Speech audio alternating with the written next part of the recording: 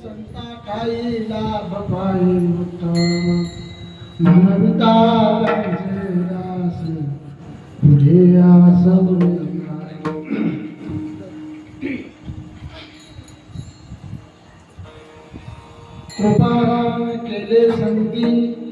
कृपादान केले संती कल्पांती सरेना मनविता त्यांचे दास पुढे आसवलेना तुका म्हणे संत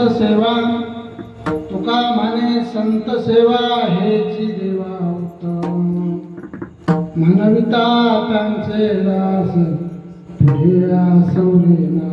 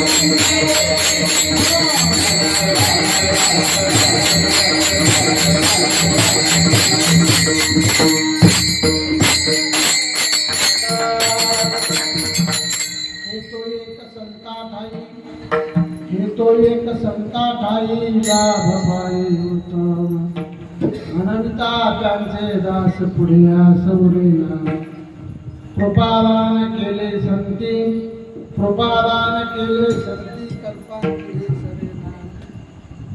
मनविता त्यांचे दास पुढे आसवलेना तुका म्हणे संत सेवा हेच देवा उत्तम मनविता त्यांचे दास पुढे आसवलेना समचरण सरोजम सांद्रम जगन्नित पाणी मंडना तरुण तुलसी माला कन्नरम कन्यनेत्रम हृदय सदैव हास्यम विठ्ठलं चिंतयामि पांडुरंगा करू प्रथम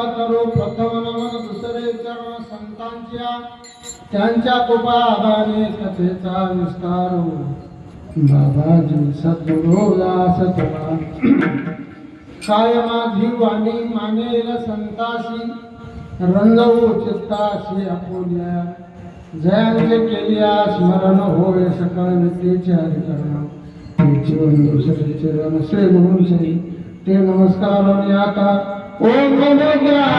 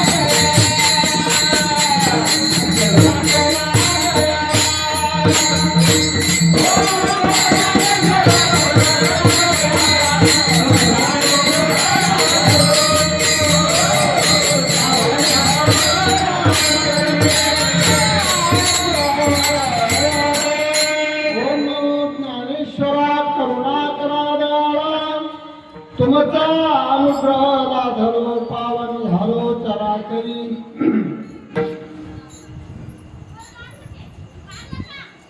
मस्तक हे पायावरी वार करे संतांच्या सेवेलागी सेवक झालो तुमच्या लागलो चंदन चरणा अहो स्वामी तुमया देवा यावरी करावा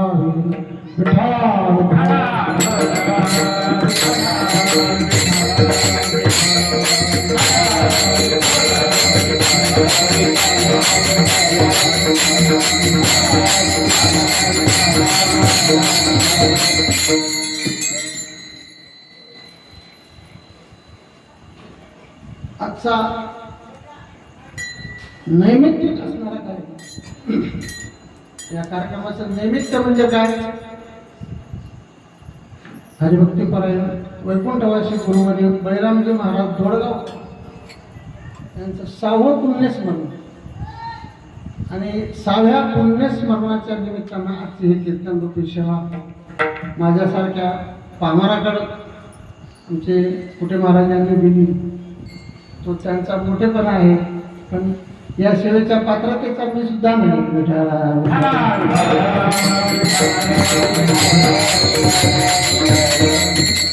मागच्या वर्षी सुद्धा महाराजांच्या प्रेमातून सेवा माझ्याकडेच होती परंतु आमच्या गावात एक निष्ठावंत वारकरी वाढले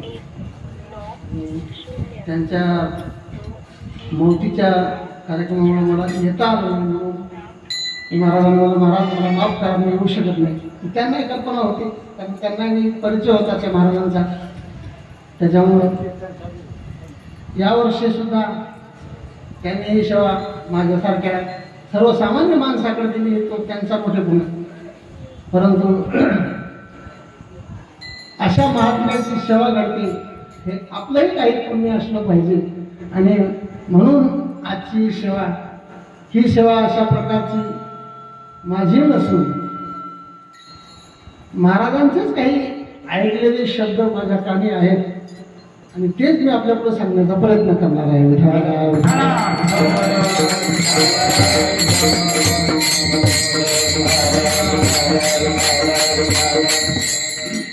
आणि त्या अनुषंगाने आपल्यासमोर सेवेसाठी जगद्गुरु तुकाराम महाराजांचा संतपर प्रकरणातील असा अभंग, कारण संतांचीच पुण्यतिथी असल्यामुळं संतांचं काहीतरी वर्णन आपल्याकडून घडावं या उद्देशानं मी या अभंगाची नियुक्ती केली.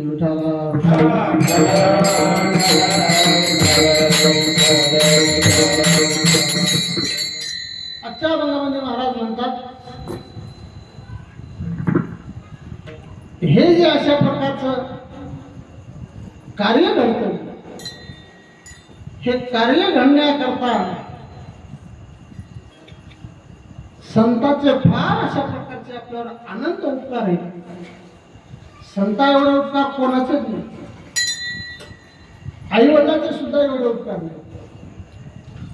केले उपकार सांगून काय,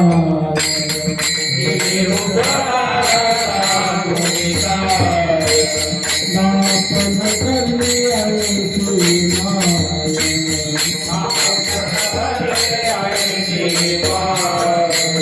धनुष्याचे दुखी पाय,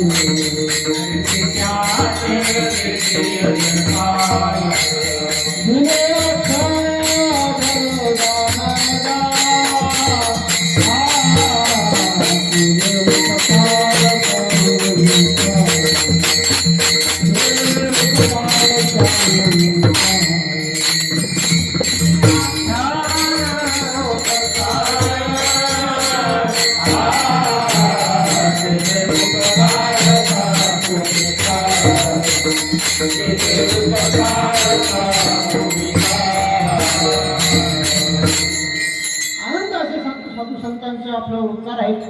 त्यांच्या उपकारातून उत्तीर्ण होण्याकरता त्यांचंच काहीतरी वर्णन आपल्याकडून घडावं या अनुषंगाने मी अभंग अशा प्रकारचा हा निवडला. या अभंगाचा पूर्ण अशा प्रकारचा भावार्थ माझ्या बुद्धीला जसा झेपेल अशा प्रकारचा मी सांगण्याचा प्रयत्न करणार आहे. आजच्या अभंगात महाराज म्हणतात, हेतो एक संता ठाई लाभ पाये उत्तम. प्रत्येकाला त्या लाभाची गरज आहे आणि महाराजांनी त्या लाभाचा पत्ता आजच्या अभंगामध्ये सांगितला. मानवी मग तो लाभ आपल्याला पदरात पाडण्यासाठी काय करावं लागेल? महाराज म्हणतात, मानविका त्यांचे दास पुढे आस पुढे नाम.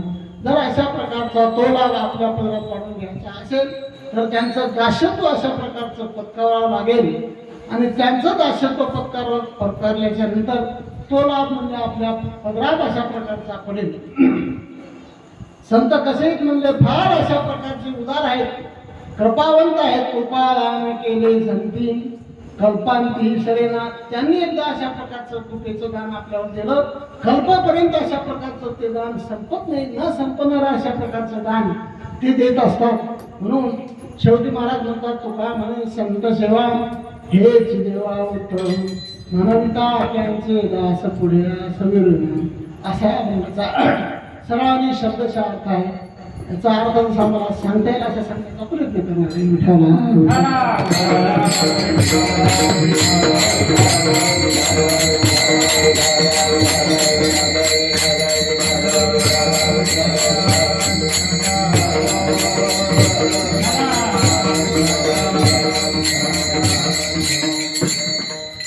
आपल्याला सांगून गेलो की संतांचे अनंत आपले उपकार आहेत. संता एवढे उपकार कोणीच करत नाही, आई वडील करत नाही, नाही देव सुद्धा संता एवढे उपकार करत नाही. जेवढे संतांनी आपले उपकार केले तेवढे देव सुद्धा करत नाही. देवाचं काम वेगळं आहे. देवाचं काम कसं आहे? घेऊन या चक्र गदा हाची धंदा करतो. त्याचा धंदा कोणता आहे?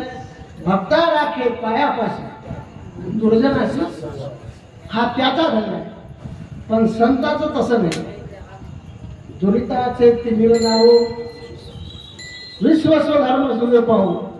संतांचा जाईल त्याचा तो तिमिर म्हणजे वाकडेपणा अशा प्रकारचा जाऊ आणि तो चांगल्या प्रकारचा असा सरळ अशा प्रकारचा तयार हो. कितीही अशा प्रकारचा माणूस पापी असेल तर संतांच्या अशा प्रकारच्या तो जर काशीला लागला तर निष्पाप झाल्याशिवाय राहत नाही. विठाला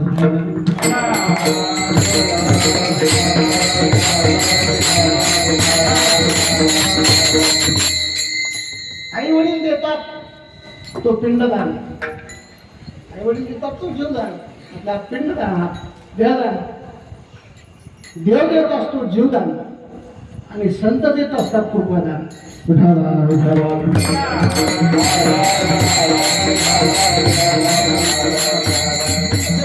संतांच्या आपल्यावर उपकार आहे म्हणून संतांच्या उपकारातून काहीतरी आपण अशा प्रकारचं उत्तीर्ण होण्याकरता म्हणून हा अभंग अशा प्रकारचा मी आपल्या समोर म्हणून दाखवला.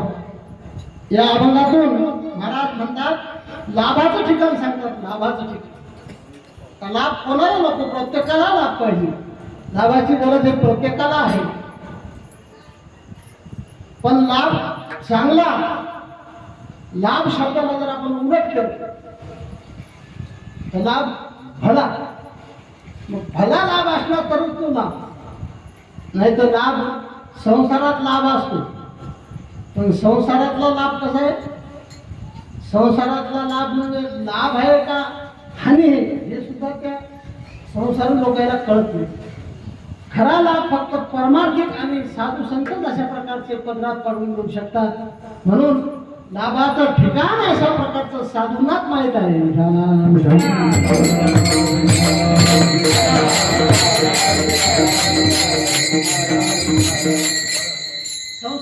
संसारी जीवांना एकच लाभ माहिती आहे आपला. आपण संसारी जीव आहेत सगळे, आपल्याला एकच लाभ माहिती. कोणता? द्यावे खावे भरवे असावे सदैव आणि हे चिकरी हा संसार. हाच फक्त लाभ आपल्याला माहिती. पण साधू संतांना हा लाभ माहित नाही. साधू संतांना वेगळाच लाभ माहिती. किती मोठा लाभ आहे तो, दुसरा लाभच जगात तेवढा नाही.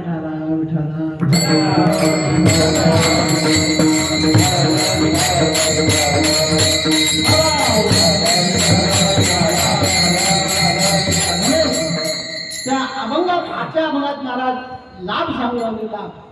लाभ काय आणि हानी काय हे कळलं पाहिजे. जसं एखादं लहान लेकरू आहे, त्याला लाभ काय आणि हानी काय जसं लेकराला कळत नाही, तसं आपण संसारी जीव आपल्याला सुद्धा खरा लाभ काय तो कळत नाही. लहान लेकरू एखादं समजा लाकडाचा घोडा केला आणि त्या घोड्यातच ते खुश असतो, कारण त्याला खड्या घोड्याचा आनंद मिळाला नसतो. म्हणून अशा प्रकारचा तो लाकडी घोड्यामध्ये खुश असतो. तसं आपण संसारी जीव आपल्याला खऱ्या लाभाची दर्शनच झालेलं नसते. म्हणून आपण या संसारिक लाभात अशा प्रकारचे गुरफटल्या गेलो आणि याच्यातच आपला आनंद मानतो.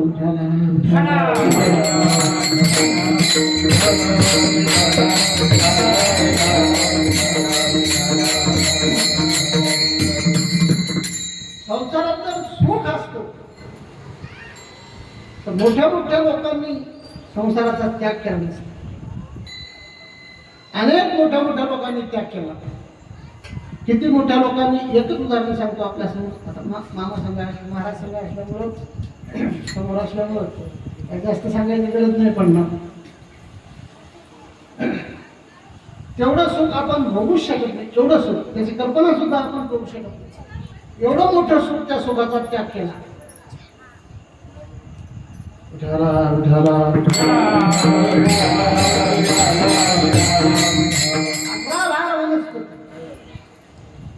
पुढे पुढे ओळखली बावीसच्या पोखराने नदी गंगा वाहती, ज्या घरी कुलस्त्रिया राज्य राणी व संपत्ती, हे सुख सांगून या खासया योगशी. एवढं सुख, त्या सुखाची, संसारातल्या सुखाची आपण कल्पना सुद्धा करू शकत नाही. एवढं सुख होतं कोणाकडे? राजा भरताकडे. एवढं सुख, पण तेवढ्या सुखाचा त्याग केला. कशामुळं? संसारी सुख जोडे तर का शरीरी गिरीकडे, राज्य टाकून गेले थोडी ते काय वेळे म्हणाले. राज्याचा त्याग केला, राज्य टाकून दिलं. कशामुळे? संसारात सुख नाही. प्रत्येकाला अशा प्रकारचं माहित आहे. संसार कसा आहे? दुःखाचाच आहे. दुःख बांधवडी आहे हा संसार, सुखाचा विचार नाही कुठे किंवा संसार दुःख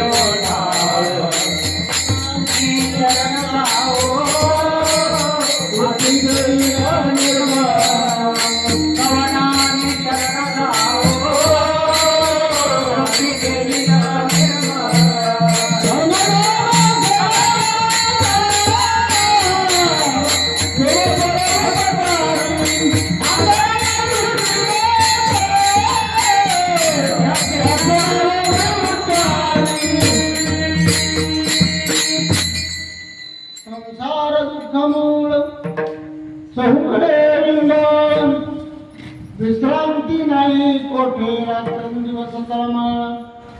काल क्रोध लोभ शून्य पाठी लागली ओढा, कवनाने शरण जाऊन उठी देईल निर्मळ. अशा प्रकारचा संसार, फार अशा प्रकारचा दुःखरूप आहे. संसार कितीही तुम्ही करत राहा, संसाराची बराबरी होतच नाही. बहुत वहारी लेखून नलगेची पार पैलठडी. संसार सिंधू हा पुस्तक, संसाराला सिंधू म्हणजे सागर म्हटलं. संसार सिंधू हा पुस्तक घडे पार बहुत वाहिने दूर नलगेची पार पैलठडी. अशा प्रकारचे आपण संसारात कुठलेले गुंतलेले अशा प्रकारचे तुम्ही आम्ही जीव, आणि खऱ्या लाभाची खऱ्या सुखाची आपल्याला ओळख नाही.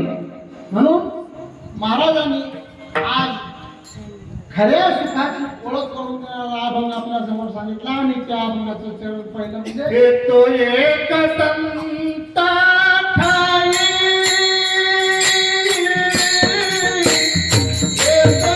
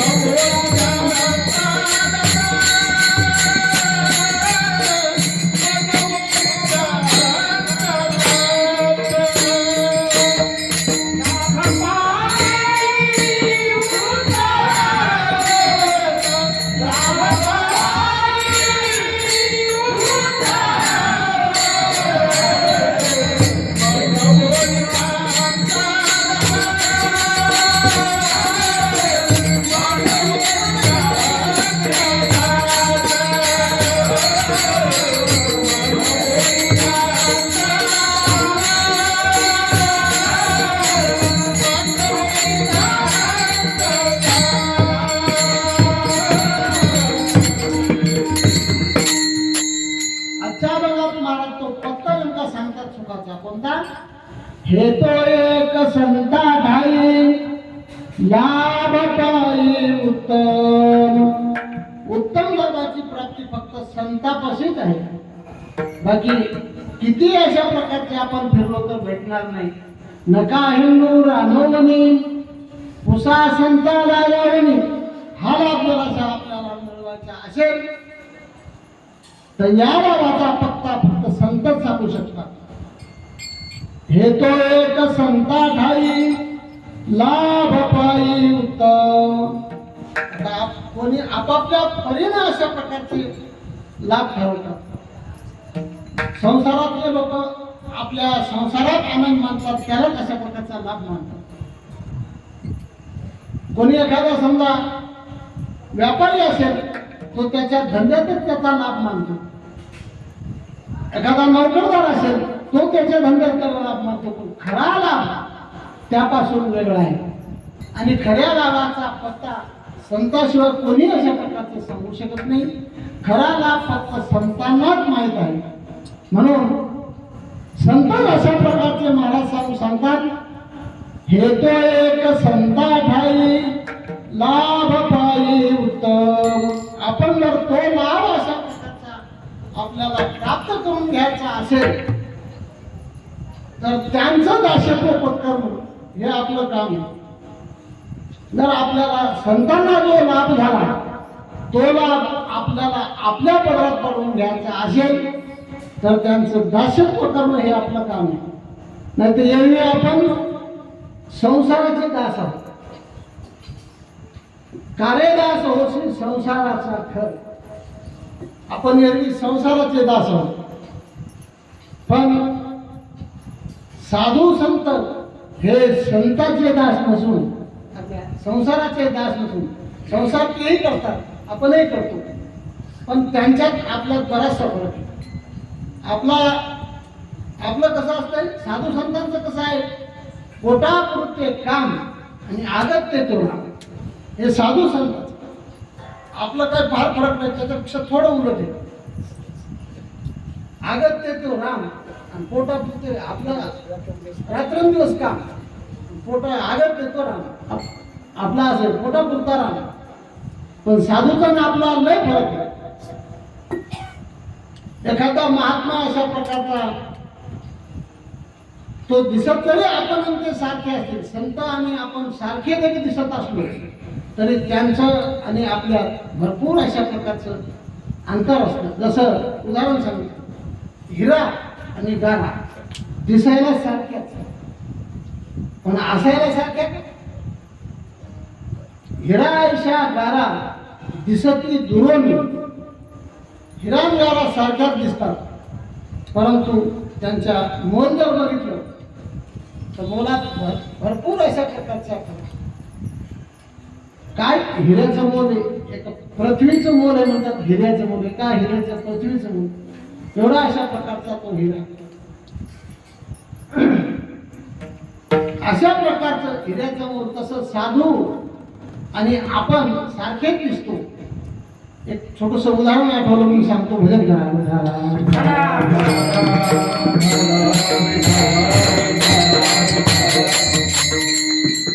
कानू पाठक नावाचे संत होऊन गेले. कानू पाठक नावाचे मोठे संत होऊन गेले. काशीहून अशा प्रकारचे त्यांना भेटण्यासाठी एक पंडितजी आले आणि आल्याच्या नंतर विचारलं, कान्होजी पाठक यांचं घर कुठे आहे. त्यावेळेस काही लोकांनी सांगितलं बा ते त्यांचं घर तिथं आहे. आले, घराचा अशा प्रकारचा रस्ता विचारला. घरी आले. घरी आल्याच्या नंतर बघितलं संत कुटीचा महात्मा होते. बाहेर अशा बट्यावर बसलेले होते. त्यांचेच 2-3 मुलं त्यांच्या अंगावर खेळत. इकडून तिकडून मुलं खेळायले आणि ते त्या मुलांमध्ये अशा प्रकारचे बसलेले. बघितलं त्या काशीच्या पंडितांनी. त्याच्या मनात असं वाटलं आपण एवढ्या लांबून अशा प्रकारचे इथं आलो पण निष्फळ अशा प्रकारची आपली योजना झाली असं त्याला वाटत. का संत ओळखू आले नाही. आणि लगेच तो नाराज झाला. आणि नाराज झाल्यावर विचारलं, का हो कानू पाठक. म्हणजे मीच याच द्यायला कानू पाठक नव्हता.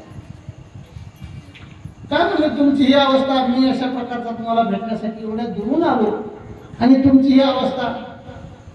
त्याने सांगितलं काय काय म्हणजे माझ्यातला कोणता अशा प्रकारचा दोष तुम्हाला दिसला म्हणून तुम्ही वापस चालले. त्यावेळेस त्यांनी सांगितलं मला वाटलं तुम्ही एखादा महात्मा असाल तर तुम्ही माझ्यासारखे संसारी आहे. हे काय लेकरं बाळ मला आहे, लेकरं बाळ तुम्हाला आहे. त्यावेळेस कानू पाठक महाराजांना ओळखलं. त्यांनी ओळखलं याच्या मनात काय गडबड चालली. त्यांनी काय केलं लगेच ते लेकरू उचलून विहिरीत टाकून दिलं. दुसरं उचललं ते उचललं तिन्ही लेकरं विहिरीमध्ये टाकून दिली आणि विहिरीत लेकरं टाकल्याच्यानंतर सांगितलं आता मी तुला साधू दिसतो का. तो अधिकच खवळला म्हणला लेकरं विहिरीत टाकून स्वतःची लेकरं पोटची लेकरं जर मारतो एवढा निर्दय साधू. साधू तर दया करणे गे पुत्रासी हेच दासा आणि साधूची अवस्था अशी असते. आणि तुम्ही स्वतःचेच लेकरं अशा प्रकारचे विहिरीत टाकले. मग काय केलं कानू पाठक महाराजांनी सांगितलं बरोबर. लगेच त्या लेकरांचे नावं घेतली आणि नावं घेऊन ते लेकरं पाण्याच्या वर आले. लेकरं पाण्याच्या वर आल्याच्या नंतर त्यावेळेस त्याच्या डोक्यात प्रकाश पडला की आपण जसं समजत होतो तशा प्रकारचे नाही. हा संत बुद्धीचा महात्मा आहे. एवढा अशा प्रकारचा साधूचा आणि आपला संसार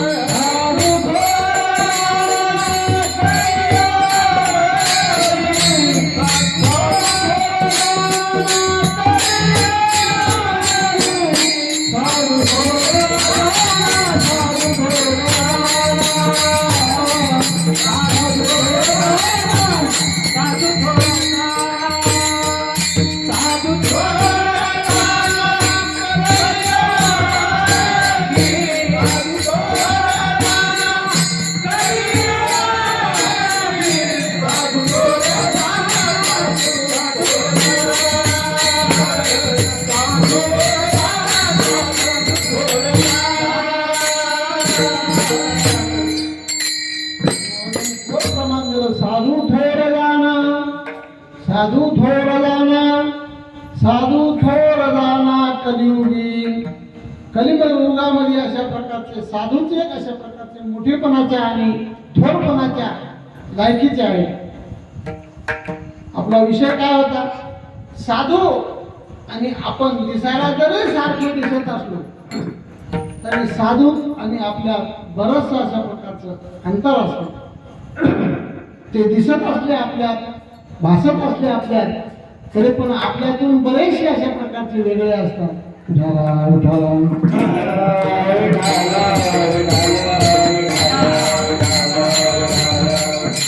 दोन्ही दिसती सारखी आणि वर्म जाणे तो पारखी. दिसायला जरी सारखं दिसत असले तरी पण साधू आणि इतर जण अशा प्रकारचे सारखे जरी दिसत असले तर बरंचसं अशा प्रकारचं त्यांच्यात अंतर असते.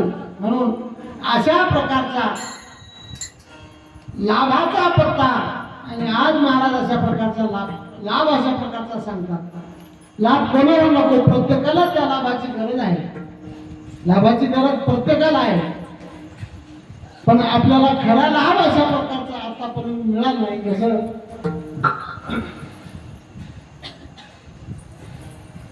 ताक आणि पीठ काढून देत होती आई, उपमन्यूची आई ताक आणि पीठ काढून देत होती आणि त्याला उपमन्यू दूध समजून पित होता. पण ज्यावेळेस खरं दूध उपमन्यूनं पिलं तिथून पुढे आई ज्यावेळेस आईला दूध मागू लागला त्यावेळेस आईला ते रोजच्या नियमाप्रमाणे ताक आणि मीठ कालवर पाणी टाकून त्याला देत होती. सांगितलं आई हे दूध नको, मला खरं दूध दे. आज मी खरं दूध दिलो. शिराचा सागर उपमन्या. तिने सांगितलं बाळा आपल्याकडे दूध नाही, तुला जर दूध पाहिजे असलं तर तू त्याला माग, त्या भगवंताला माग. आगा दूध मागत यासाठी अवघ्या क्षीराची करून वाटी उपमन्यू पुढे घरजटी ठेवली द्यायची. अशा प्रकारचं खरं दूध ज्यावेळेस त्याने पिळवलं त्यावेळेस तो ताकण पीठ पुन्हा पिणार नाही, पीठ आणि मीठ पुन्हा पिणार नाही. तसं खरा लाभ ज्यावेळेस आपल्या पदरात पडला तर आपण अशा प्रकारचे या लाभाला भरणार नाही. म्हणून आजच्या बलाजी महाराज तो लाभ सांगतात. हे तो एक संता ठाई लाभ पाहिजे उत्तम. आणि तो लाभ जर आपल्याला आपल्या पदरात काढून घ्यायचा असेल तर महाराज म्हणतात आपण त्यांचं दासत्व पत्करलं पाहिजे. म्हणविता त्यांचे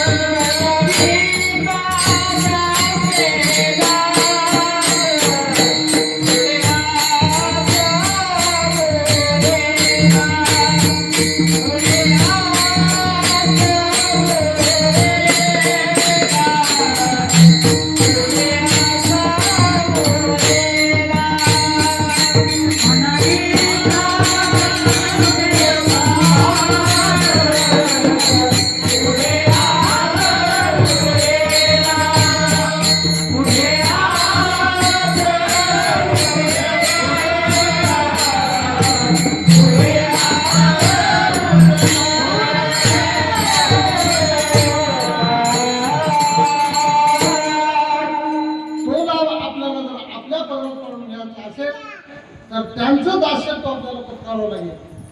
म्हणविता त्यांचे दास पुढे आस मुलीना. त्यांचं एकदा दासत्व जर आपण पत्करलं तर त्याच्यामध्ये फार मोठा फायदा आहे. कोणता फायदा आहे? आशा शिल्लक होत नाही. आणि आशानं प्रत्येकाला अशा प्रकारचं ज्ञान आहे. आशानं बरेच मोठे लोक अशा प्रकारचे आशेनच जाणले गेले. मोठ्याची उदाहरण पाहू आपण. रावणाला काय कमी होतं? काहीच कमी नव्हतं, फक्त आशाच. दुसरी गोष्ट दुर्योधनाला काय कमी होतं? फक्त आशा. रावणाची जर संपत्ती सांगू गेलो तर रावणाची जर संपत्ती सांगायला गेली तर रावणाची संपत्ती तुकाराम महाराजांनी काय बघत सांगितलं. कोटी घरे देखे काशान तांब्याची शुद्ध कांचनाची 7 कोटी. 7 कोटी घरं रावणाची शुद्ध म्हणजे 24 कॅरेट सोन्याची होती. आज त्याचा काय भाव झाला असता मला? आज एका तोळ्याला जवळपास म्हणजे 10 ग्रॅमला 1.5 लाख रुपये लागतात. आणि त्याची घरं होती 7 कोटी. सोन्याची. मग त्या घरातले समजा पिलर कोणते ते सगळे पाहून घेत नाही हिशोबाचा काय असेल ते. एवढी संपत्ती त्या आरामाची. बरं नुसती संपत्तीच नाही, संतती सुद्धा तसंच. 1,00,000 मुलं, 1,00,000 नातू, 80,000 पत्नी, मुख्य अशा प्रकारची पतिव्रता असणारी मंडळी. पण आशेनं सोडलं नाही का? विनाकारण अशा एवढ्या पत्नी असून सुद्धा आशा सीतामाईवर गेली. आणि त्या आशेवर काय झालं? विध्वंस झाला कोणाचा? रावणाचा. त्याच प्रकारचं दुर्योधनाला 5 गावं फक्त मागितले होते. भगवंत गेले शिष्टाई करण्यासाठी, सांगितलं 5च गावं द्या. पण त्यांना सांगितलं सुईच्या टोकावर बसेल एवढी माती सुद्धा आम्ही देणार. कशामुळे? फक्त आशा. अहो जाऊ दे, हे तर समजा त्यांची झाली. देवाला सुद्धा एकदा आशा उत्पन्न झाली, स्वतः भगवंताला. मग काय करावं लागलं? देवाला आशा उत्पन्न झाली. देवाला बटूचं रूप घ्यायचं काम पडतं.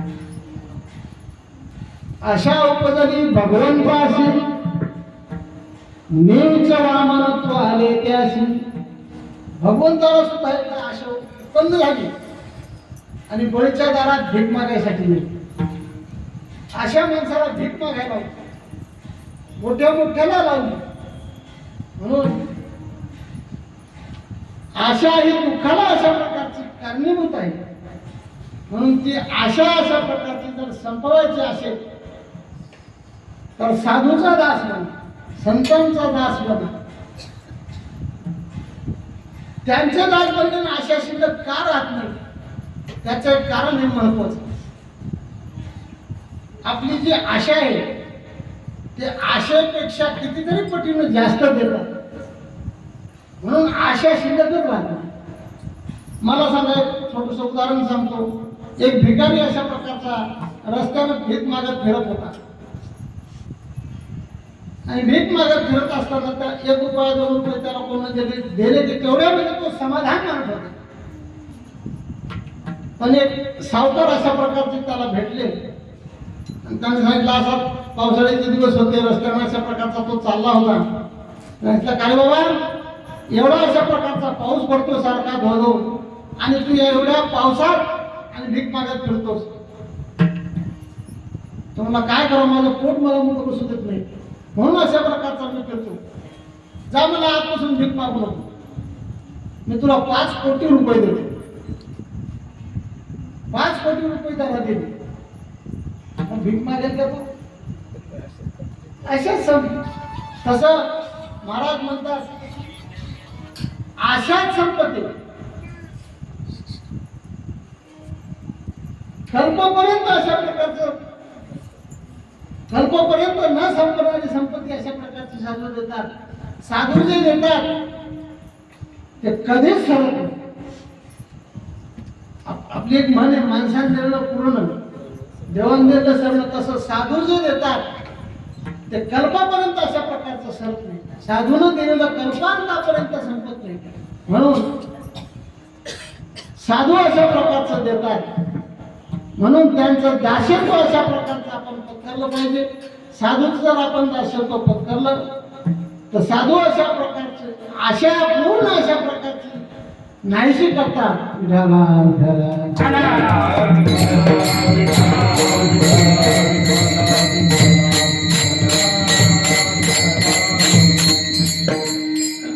पुढे त्याची आशा शिल्लक राहत नाही. मागायचं काय काम? आशाच नसलं. जर आशात त्याच्या आशात अशा प्रकारची नाहीशी झाली तर मागण्याचं काम नाही. एक प्रसंग आहे, तुकाराम महाराजाला देव नेहमी म्हणायचे, काहीतरी मागा, काहीतरी मागा. तर तुकाराम महाराजांनी असं मागितलं देवाला, म्हणजे देवा मला असं द्या की मला मागण्याची आशा उत्पन्न होऊ नये, असं द्या. तुम्हाला मागायची इच्छा नाही झाली पाहिजे, हेच फक्त मला द्या. तसं आजच्या अभंगात महाराज म्हणतात, महाराज जे देतात ना हे आशा शिल्लक राहत नाही मागण्याची.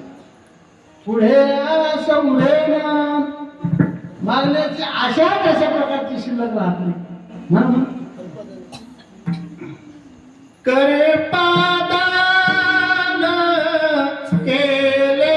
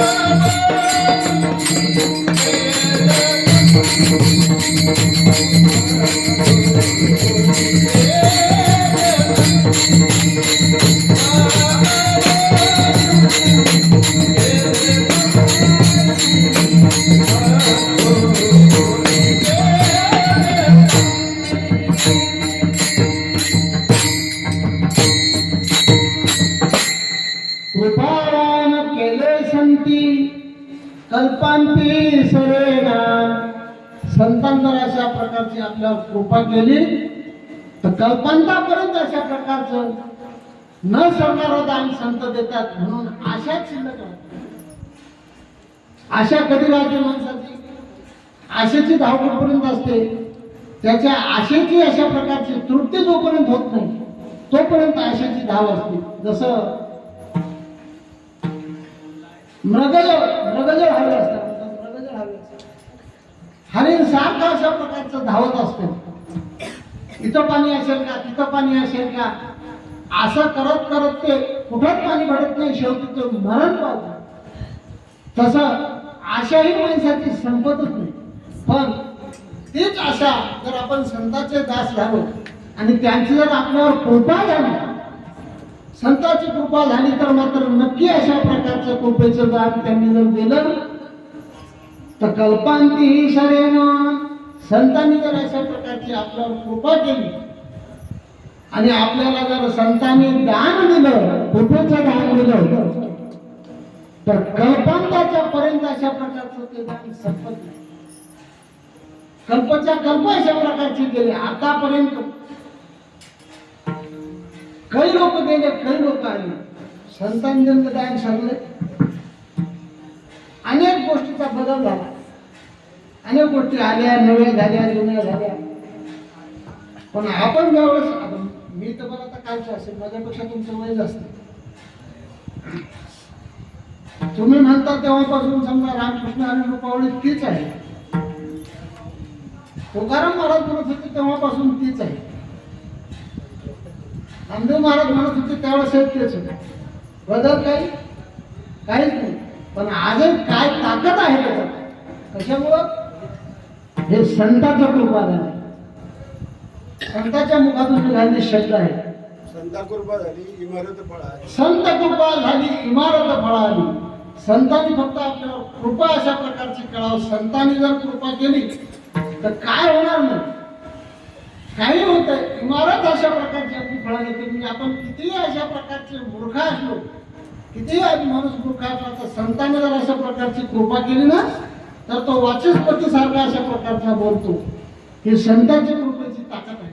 म्हणून तिसऱ्या चरणात महाराज म्हणतात, कृपावान केले संती कल्पांती सरेना. तुका म्हणे म्हणविता त्यांचे दास पुढे आस उरेना. डोंबार कुमार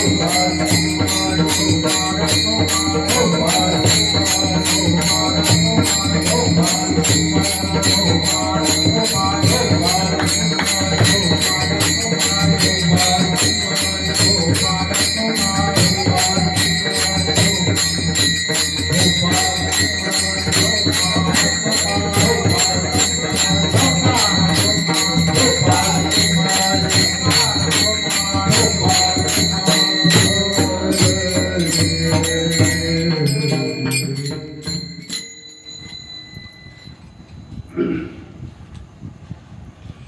तो एक संता ठाई लाभ पाये उत्तम म्हणविता त्यांचे दास पुढे आसवले कृपादान केले संती कल्पांची सरेना म्हणविता त्यांचे दास पुढे आसवरेना तुका म्हणे संत सेवा तुका म्हणे संत सेवा हेच देवा उत्तम म्हणविता त्यांचे दास पुढे आसवरेना महाराजांनी सुरुवातीलाच माझ्याकडे दिला होता कागद पण मी विसरलो म्हणून आता मला आठवण आली की आपण नामोल्लेख करायचा राहिला माफी असावी.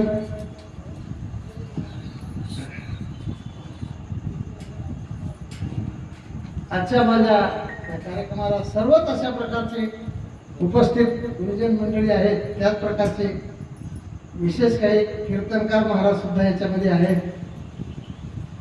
माझ्यासारख्याचं भाग्य की स्वतः न्यायाधीश माझ्या कीर्तनाला आहे.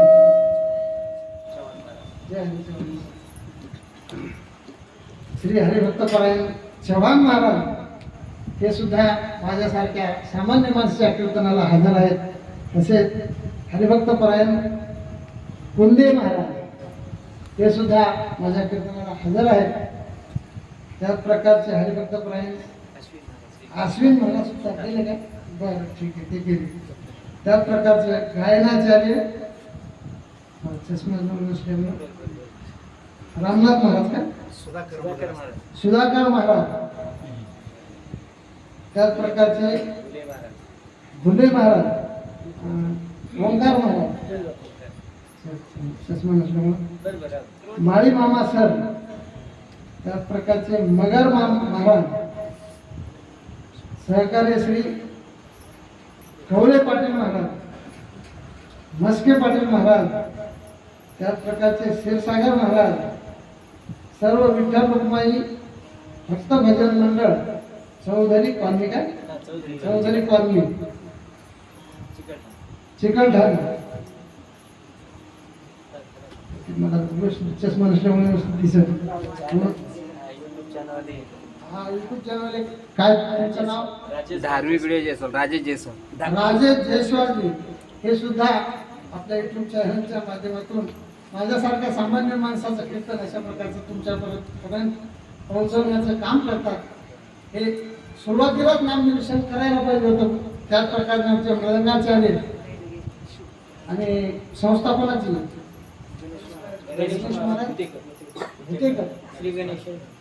गणेश महाराज भुतेकर यांची संस्था आणि या संस्थेतील सर्व अशा प्रकारचे विद्यार्थी त्याच प्रकारचे गायक महाराज मृदंगाचार्य महाराज ते तथा आहेत माझे सहकारी परशुराम महाराज बाबले आणि विनेकरी बाबा. कसं असतंय महाराज बरं झालं मी तुम्हाला मला हातात मी चिठ्ठी दिली. कीर्तनकार जर कीर्तनाला नसले बरं का काही आमच्या तिकडच्या मराठवाड्याच्या भाषेत समजा दाबून देता येते. पण कीर्तनकार जर कीर्तनाला असले तर दडपण येते. आज माझ्यासारख्या कीर्तनाला 5 कीर्तनकार तयार आहेत उपस्थित आहेत. म्हणून मला सुद्धा अगोदर जर सांगितलं असं दडपण आला असतं तरी सासरवासी सारखे झालं सासरवासी सारखं झालं. म्हणून अशा प्रकारचं सगळी मंडळी माझ्या प्रेमाची आहे. त्याच प्रकारचा छोटा जरी कार्यक्रम असला दिसायला जरी लहान वाटत असेल पण सर्व गोष्टी महान आहेत. 5 कीर्तनकार जर माझ्यासारख्याच्या कीर्तनात म्हणजे अजून काय पाहिजे. एक कीर्तनकार हजारो लाखो माणूस अशा प्रकारचा लाखो माणसाचा एक कीर्तनकार म्हणजे लाखो माणसं. अशा प्रकारचं असो नाम उल्लेख सुरुवातीलाच करायला पाहिजे होता पण मी विसरल्यामुळे आमच्या कुठे महाराजांनी मला चिठ्ठी दिली होती पण ती माझ्या लक्षातच राहिली.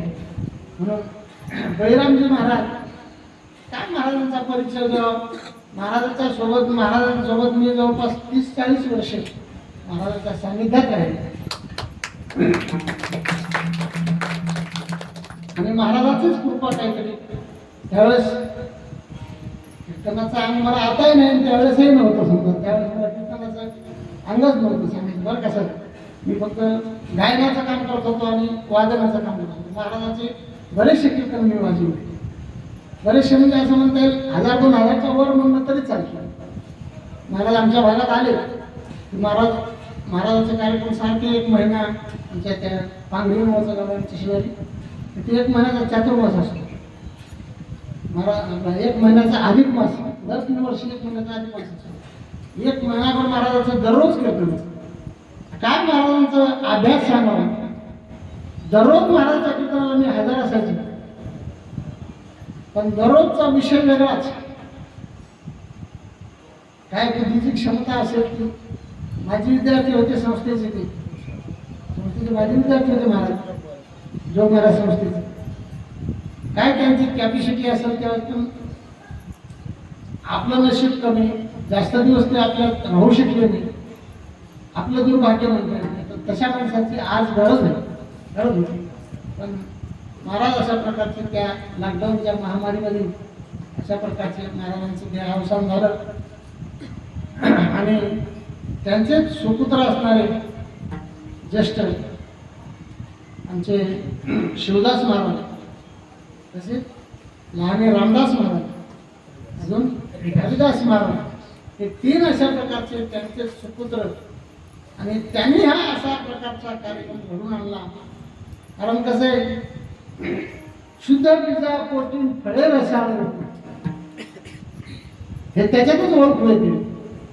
कारण महाराजांचं आयुष्य असं होतं मी महाराजांना फार जवळून ओळखत होतो.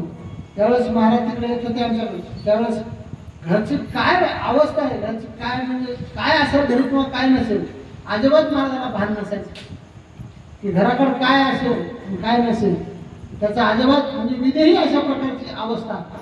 महाराजांना मी अशा प्रकारचं जवळून ओळखतो. महाराज संत कोटीमध्ये होते संत कोटीमध्ये अशा प्रकारची महाराजांची अवस्था होती. कारण मी जवळून पाहिलं मी काय म्हणजे महाराजांची स्तुती करत नाही वस्तुस्थिती सांगतो. म्हणून अशा प्रकारच्या संत महात्म्याची आणि पुण्यस्मरण माझ्यासारख्या सामान्य माणसाकडून अशा प्रकारचं काय घडत त्यांचे अशा महात्म्याचे सोहळे आपण इथंच करतो असं नाही. वैकुंठात भगवान सुद्धा यांचे सोहळे करतो. सांगू प्रमाण आपल्याला तुका म्हणे राजे वैकुंठी सोहळा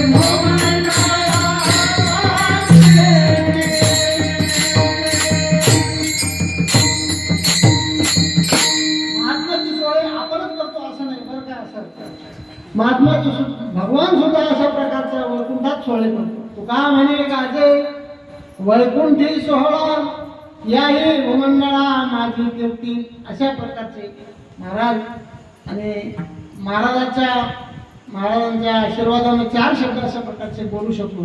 मी काय अभ्यास केला नाही बरं का सर. कीर्तनाचा माझा विषय सुद्धा नाही माझा गायन आणि वादनाचा विषय होता, तोही म्हणजे आज 30 वर्षापूर्वी. आता तोही आमच्याकडे राहिला नाही, कारण तो आमच्यापासून बराच दूर गेला आहे. कारण त्या विषयाने सुद्धा आमच्याकडून रिटायरमेंट घेतले, तो सुद्धा रिटायर झाला आमच्याकडून. 25-30 वर्ष झाली, 30-35 वर्ष झाले लोक.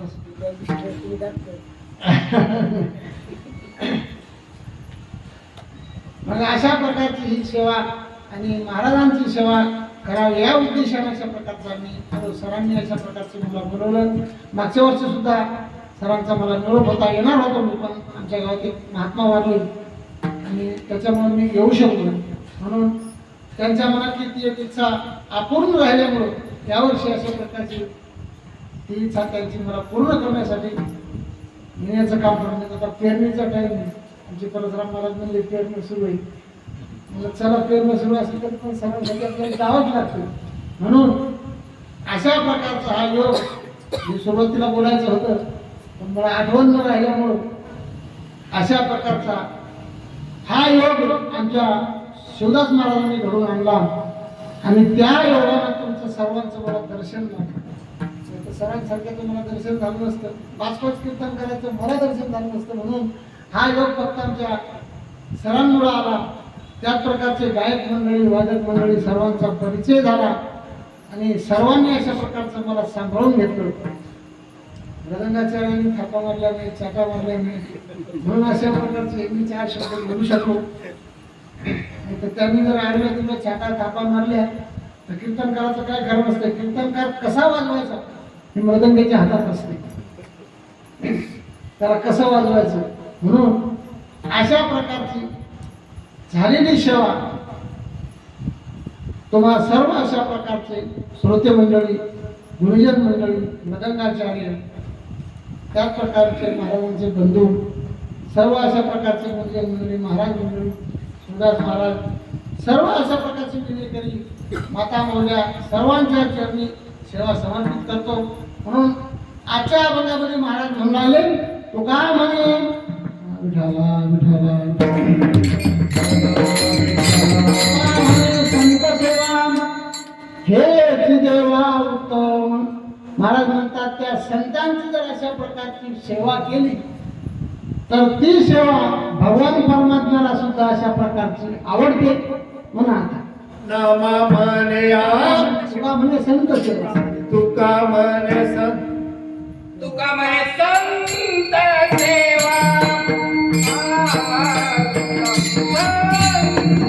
सेवा.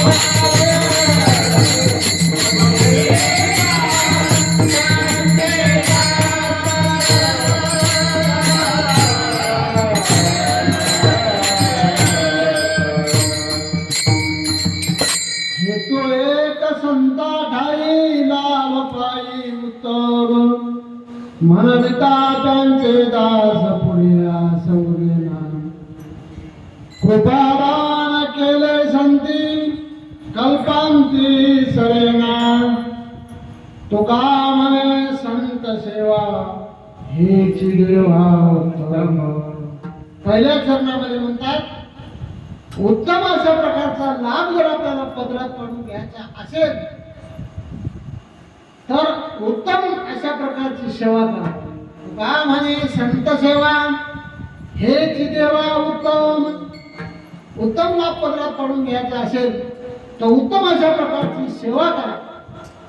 म्हणून जर उत्तम सेवा केली तरच उत्तम लाभ आपल्या पदरात पडल्याशिवाय राहणार नाही. अशा प्रकारचा महाराजांनी अशा प्रकारचा तुकाराम महाराजांचा हा संदेश आपल्यापर्यंत पोहोचवण्याचा प्रयत्न अशा प्रकारचा केला. याच्यामध्ये जे काही योग्य असत ते महाराजांसारख्यांचं श्रवण केलेलं आणि जे काही अपशब्द गेले असतील वेडेवाकडी शब्द गेले असतील ते माझ्या बुद्धीचे दोष म्हणून मला परत करा.